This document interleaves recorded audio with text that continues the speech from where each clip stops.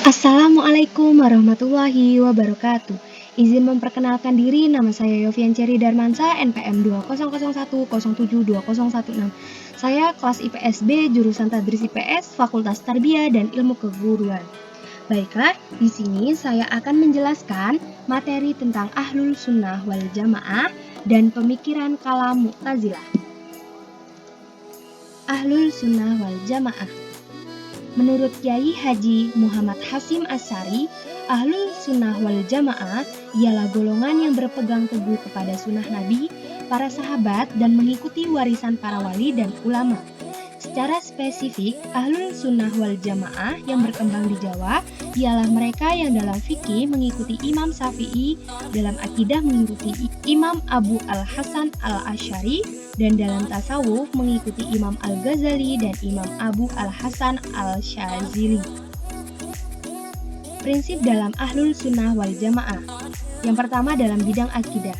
Ahlul Sunnah wal Jamaah sendiri lebih menekankan pada dua pilar, yakni yang pertama, keimanan manusia ialah tauhid, sebuah keyakinan yang teguh dan murni yang ada dalam hati setiap manusia bahwa Allah lah yang menciptakan, memelihara dan mematikan kehidupan semesta alam, yang Ia Esa tidak terbilang dan tidak memiliki sekutu. Pilar yang kedua ialah nubuat. Nubuat ialah dengan meyakini bahwa Allah telah menurunkan wahyu kepada para nabi dan rasul sebagai utusannya. 2. Bidang istinbat al-hukum. Di dalam Islam, pengambilan dasar hukum syariah itu yang pertama didasarkan pada Al-Quran. Jadi, sumber utama dalam pengambilan hukum ialah Al-Quran, dan Al-Quran merupakan sumber hukum tertinggi di dalam Islam. Yang kedua, as-sunnah. As-sunnah itu meliputi al-hadis dan segala tindak dan perilaku Rasulullah SAW sebagaimana diriwayatkan oleh para sahabat dan tabi'in. Penempatannya ialah setelah proses istinbat al-hukum tidak ditemukan dalam Al-Quran atau digunakan sebagai komplement dari apa yang telah dinyatakan dalam Al-Quran. 3. Ialah ijma'. Ijma' adalah kesepakatan kelompok legislatif atau ahlul al-hali wa al-aqdi, umat Rasulullah SAW pada suatu masa terhadap suatu hukum dari suatu kasus. Yang keempat ialah qiyas. Qiyas ialah sumber hukum Islam yang merupakan salah satu hasil ijtihad para ulama. Qiyas yaitu mempertemukan sesuatu yang tak ada nas atau hukumnya dengan hal lain yang ada nas atau hukumnya karena ada persamaan ilat hukum. Qiyas sangat dianjurkan untuk digunakan oleh Imam Syafi'i. Yang ketiga, bidang tasawuf. Tasawuf ialah mensucikan hati dari apa saja selain Allah. Kaum sufi ialah para pencari di jalan Allah dan perilaku mereka adalah perilaku yang terbaik. Jalan mereka ialah jalan yang terbaik dan pola hidup mereka ialah pola hidup yang paling tersucikan. Yang keempat, bidang sosial politik. Sebuah negara boleh berdiri atas dasar teokrasi atau aristokrasi atau kerajaan atau negara modern atau demokrasi asal mampu memenuhi syarat-syarat atau kriteria yang harus dipenuhi. Yakni prinsip-prinsipnya ialah prinsip syura atau musyawarah, prinsip al-adl yakni prinsip keadilan, lalu prinsip al-hurriyah atau kebebasan, dan yang terakhir prinsip al-musawwah atau kesetaraan derajat. Sejarah Ahlus Sunnah wal Jamaah. Sebagian orang berpendapat bahwa istilah Ahlus Sunnah wal Jamaah lahir pada akhir Windu kelima tahun Hijriah, yaitu tahun terjadinya persatuan jamaah dalam Islam atau yang lebih dikenal dalam sejarah Islam dengan nama Amul Jamaah atau tahun persatuan. Dalam sejarah diterangkan bahwa pada tahun tersebut Sayyidina Hasan bin Ali radhiyallahu anha meletakkan jabatannya sebagai khalifah dan menyerahkan kepada Sayyidina Muawiyah bin Abu Sufyan dengan maksud hendak menciptakan kesatuan dan persatuan jamaah Islamiyah demi menghindari perang saudara sesama Islam. Jadi dari kata amul jamaah itulah lahirnya istilah wal jamaah yang kemudian berkembang menjadi Ahlus Sunnah wal Jamaah. Aliran-aliran yang terdapat pada Ahlus Sunnah wal Jamaah. Yang pertama, aliran Salafiyah atau tradisional. Aliran ini adalah bagian dari Ahlus Sunnah yang mana lebih menonjol ke Ahlus Sunnahannya daripada khalaf moderat atau Asy'ariyah. Aliran Salafiyah sesuai dengan maknanya, yakni tradisional, senantiasa mempertahankan konsepsi akidah Islamiyah yang orisinal tradisional dengan penuh konsekuen sesuai dengan doktrin akidah pada masa Nabi dan masa sahabat serta tabi'in. Kedua, aliran Khalaf atau aliran konvensional.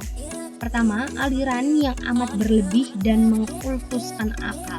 Menurut pengikut aliran ini, tanpa wahyu pun manusia mampu mengenal Al-Khaliq dan mampu pula membuat syariat dengan bantuan akal sendiri. Aliran ini dikenal dengan Mu'tazilah atau superrasionalisme. Yang kedua, aliran yang menempatkan akal sebagai mitra wahyu. Akal dan wahyu saling mendukung kecuali dalam beberapa kasus tertentu. Dalam hal tertentu, akal tidak cukup mampu memahami wahyu karena keterbatasannya.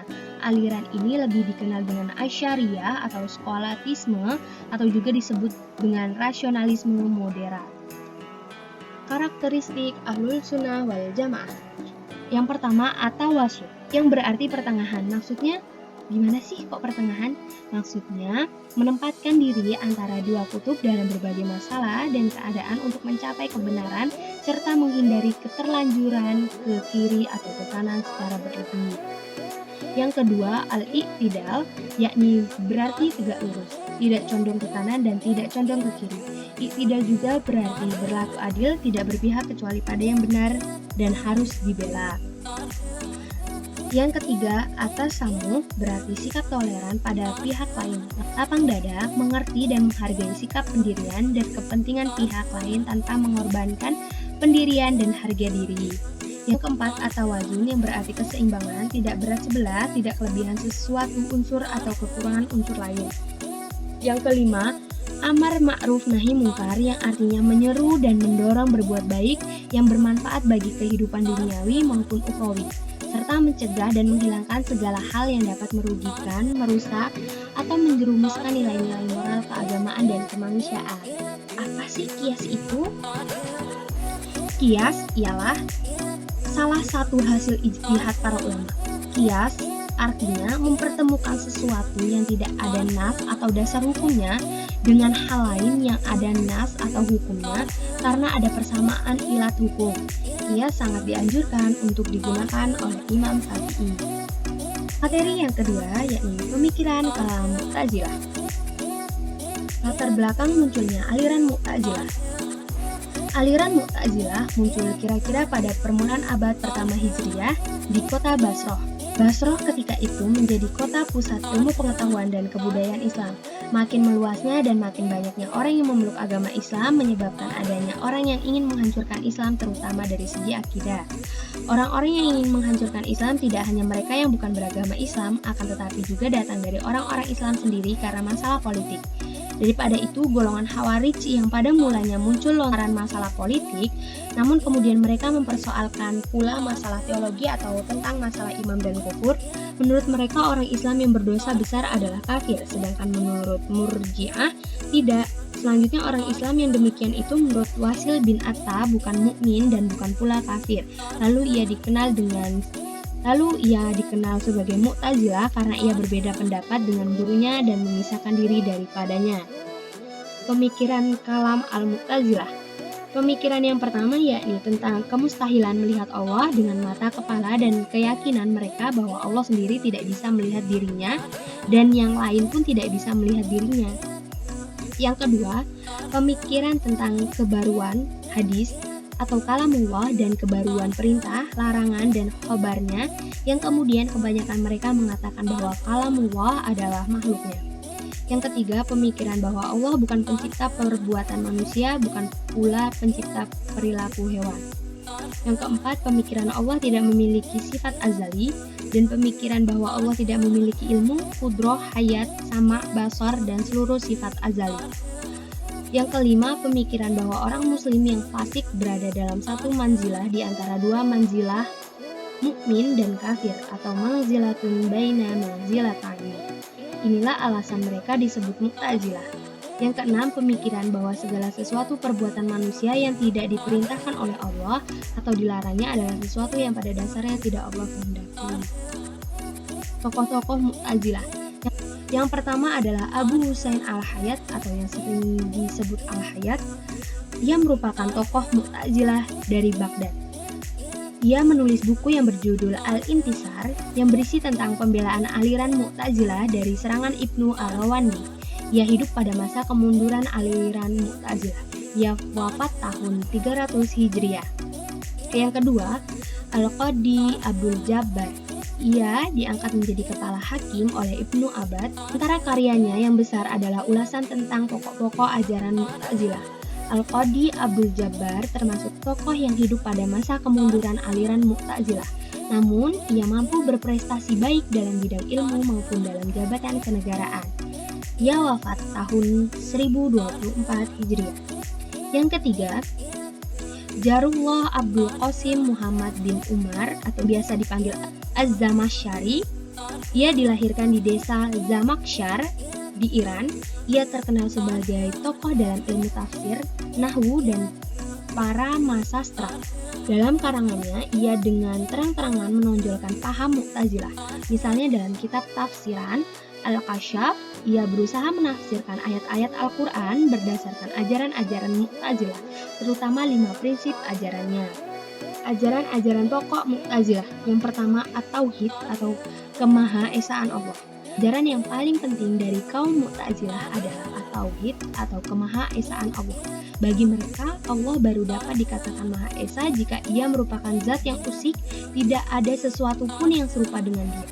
Oleh karena itu, kaum Mu'tazilah menolak paham antropomorfisme, yaitu paham yang menggambarkan Tuhan menyerupai makhluknya. Yang kedua, al-adl atau keadilan.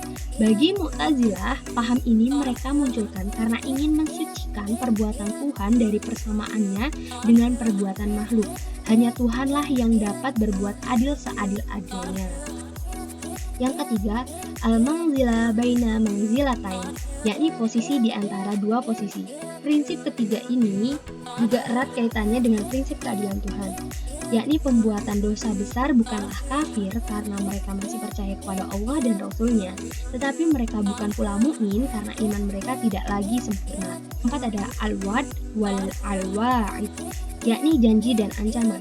Kaum Mu'tazilah yakin bahwa Tuhan pasti akan memberikan pahala dan akan menjatuhkan siksa kepada manusia di akhirat. Yang kelima, amar ma'ruf nahi mungkar, yakni menyuruh perbuatan baik dan melarang perbuatan buruk. Ciri-ciri dari kaum Mu'tazilah ialah yang pertama, akal menunjukkan kekuatan manusia. Maka akal yang kuat menggambarkan manusia yang kuat, yaitu manusia dewasa berlainan dengan anak kecil, mampu berdiri sendiri, mempunyai kebebasan dalam kemauan serta perbuatan, dan mampu berpikir secara mendalam. Yang kedua, kedudukan akal tinggi di dalamnya, sehingga mereka tidak mau tunduk kepada arti harfiah dari teks wahyu yang tidak sejalan dengan pemikiran filosofis dan ilmiah. Yang ketiga, pemikiran filosofis mereka membawa kepada penekanan konsep Tuhan yang maha adil, maka keadilan Tuhanlah yang menjadi titik tolak pemikiran teologi mereka. Jadi aliran Mu'tazilah itu apa? Jadi aliran Mu'tazilah itu ialah salah satu aliran teologi dalam Islam yang dapat dikelompokkan sebagai kaum rasionalis Islam di samping Maturidiyah Samarkand. Jadi aliran ini muncul sekitar abad pertama Hijriah di kota Basrah. Dalam sejarah Mu'tazilah timbul berkaitan dengan peristiwa Wasil bin Atta tahun 80 sampai 131 Masehi dan temannya Amr bin Ubaid dan Hasan al-Basri sekitar tahun 700 Masehi. Baiklah, itu tadi penjelasan saya mengenai Ahlus Sunnah wal Jamaah dan pemikiran kalam Mu'tazilah. Semoga bermanfaat dan saya ucapkan banyak terima kasih telah menonton video saya. Saya akhiri, wassalamualaikum warahmatullahi wabarakatuh.